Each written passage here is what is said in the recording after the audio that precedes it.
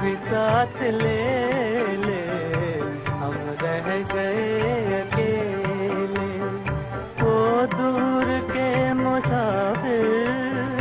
ہم کو بھی۔ پشاور شہر میں پیدا ہونے والے محمد یوسف خان عرف دلیپ کمار نہ صرف بالی ووڈ کے سپر سٹار ہیں بلکہ آج بھی اہل پشاور اس عظیم اداکار پر فخر کرتے ہیں۔ پشاور شہر میں ان کے تاریخی مکان کو حکومت نے 3 کروڑ میں خرید کر سیاحوں کے لیے کھولنے کا اعلان تو کر دیا تھا، مگر 5 ماہ گزر جانے کے باوجود ابھی تک اس پر کوئی عمل درآمد نہیں ہوا۔ یہ حکومت کی بہت اچھی اور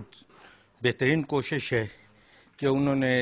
پشاور کے جو پرانے لوگ تھے ان کو یاد رکھا، اور دلیپ کمار جو ایک پشوری کے نام سے جانا جاتا تھا، یہ اب پشاور کے لوگوں کا بھی سر فخر سے بلند ہوگا کہ یہ ہمارا